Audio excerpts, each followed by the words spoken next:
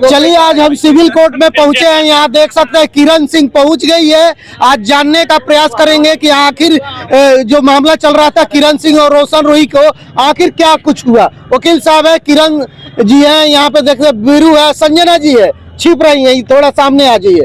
काफी नहीं ठीक है, हम कैमरे पे दिखाइए सबको, थोड़ा सा साइड में चाहेंगे कि हो जाइए, सबको दिखाइए। यहाँ पे वकील साहब है, आज क्या कुछ हुआ कोर्ट में जो कि केस चल रहा था।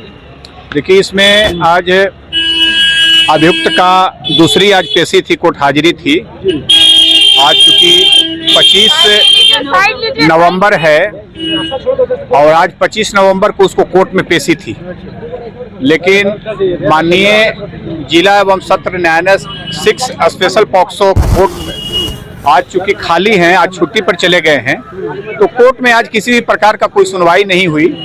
जनरल जो अभियुक्त का आज अटेंडेंस था, वो अटेंडेंस कोर्ट पीठासीन पदाधिकारी ने लिया और उसके बाद अभियुक्त को जो है कि जेल के लिए उसको क्यों ना छोड़ दिया। रोशन रोही आए थे यहाँ पे। हाँ, चूंकि उनकी नियमित अभी जमानत के लिए कोई एप्लीकेशन अभी बेल फाइल नहीं किए हैं, तो उनको तो अब हर डेट पे, हर कोर्ट हाजिरी का जो डेट पड़ेगा 14 दिन पर उनको आना ही है।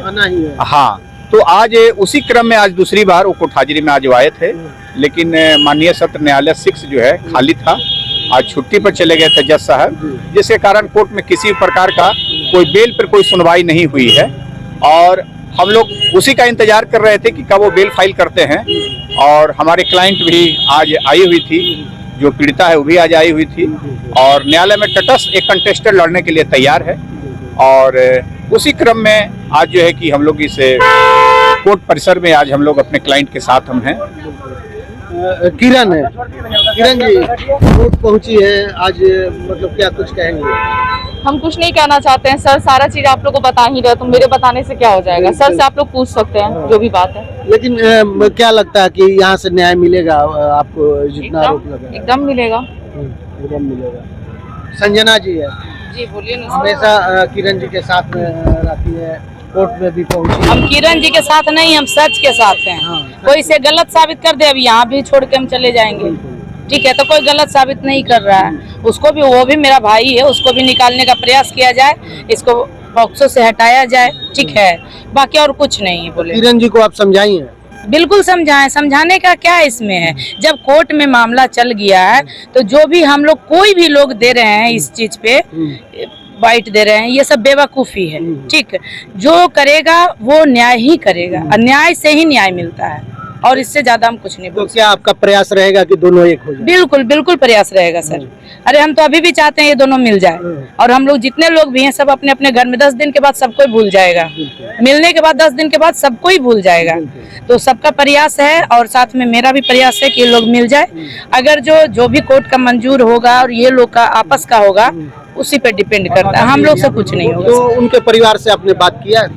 नहीं सर, वो लोग ना बात करने का कोशिश किए हैं और नहीं हम बात कर पाए। आप लोग कुछ कोशिश किए अपनी तरफ से कि हम बातचीत हो? नहीं सर, कुछ आगे बात नहीं। अगर कोई आता है तो जरूर बात करेंगे कि क्या सच्चाई है, सामने लाओ, हम तुम्हारे साथ भी हैं, इसके साथ भी, जो सही रहेगा उसके साथ हम रहेंगे सर।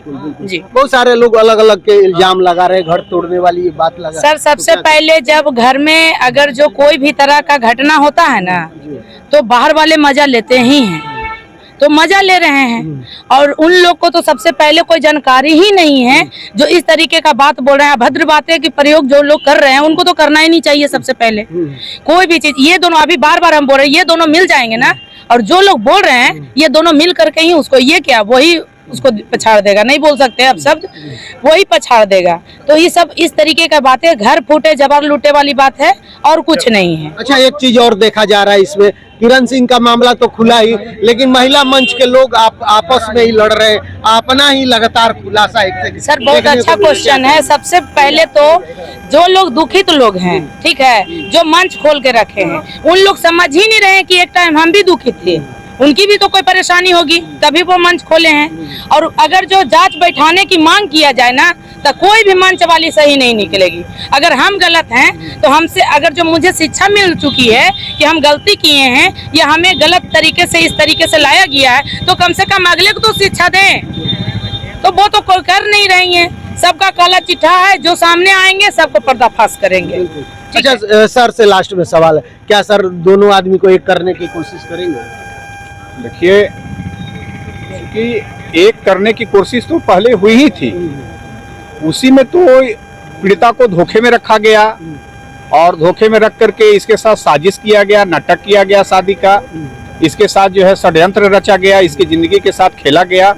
एक करने की खेल तो बहुत पहले लोग खेल चुके हैं और अब जैसा कोई सवाल कर रहे हैं तो अब तो अभियुक्त जेल में है, अब तो न्यायालय के द्वारा जो फैसला होगा वही स्वीकार्य होगा। चूंकि ऑलरेडी एक कंटेस्टेड अपनी लड़ाई लड़ रही है। आप सोच सकते हैं कि एक छोटी नाबालिग पीड़िता होने के कारण पॉक्सो की धारा लगी हुई है उस पे, उसके बावजूद भी एक खुद अकेले घर से ये न्यायालय तक आ रही है, तो आप सोच सकते हैं कि इसमें कहीं अब कोई समझौता का कोई जगह नहीं है। लेकिन अब सिर्फ अब न्यायालय पे भरोसा है और न्यायालय में ही अपनी बात लड़ाई लड़ेगी और जो भी अंजाम होगा अभियुक्त को सजा दिलाया जाएगा। अच्छा सर, जो साथ में रहता है, मर्जी से रहता है, तो क्या उस पर भी पॉक्सो लग सकता है? देखिए, इंडियन कानून में जब 2012 में पॉक्सो बना तो उसमें अब बताया गया कि मर्जी या जबरदस्ती यदि है किसी भी मामले में, यदि पीड़िता का उम्र 18 वर्ष से कम है तो उसके लिए वह पुरुष ही केवल सिर्फ जिम्मेवार है। सिर्फ पुरुष यदि वह 18 वर्ष की नाबालिग के साथ वह किसी प्रकार का समझौता करता है, किसी भी प्रकार का वह जो है कि शारीरिक संबंध बनाता है, किसी भी प्रकार का उसको प्रलोभन देकर के शादी करता है, लोभ प्रपंच में रख करके शादी करता है, यदि पीड़िता की उम्र 18 वर्ष से कम है तो उसके लिए केवल पुरुष वयस्क ही जिम्मेवार है, उसके लिए पुरुष ही जिम्मेवार है। पुरुष को ही सिर्फ सजा मिलता है, पीड़िता को न्याय मिलता है। लेकिन बहुत सारे लोग अभी सोशल मीडिया पे आके बोल भी रहे हैं कि किरण मतलब कि 18 वर्ष से ऊपर की है, 21 वर्ष के है, 25 वर्ष के है, तो ये क्या आप साबित कर पाएंगे कि ये नाबालिग थी? बिल्कुल, हमारे पास डॉक्यूमेंट्स है। हम इसको जो है कि 17.5 अभी इसकी रियल उम्र हो रही है और मेडिकल में ऑलरेडी इसकी उम्र नाबालिग साबित हुई है। तो यदि एक कोर्ट के बाहर बैठे हुए कोई लोग ऐसा बात बोल रहे हैं कि पीड़िता नाबालिग नहीं है, तो यदि पीड़िता नाबालिग नहीं है तो फिर पीड़िता का जो केस दर्ज हुआ पॉक्सो एक्ट में कैसे हुआ?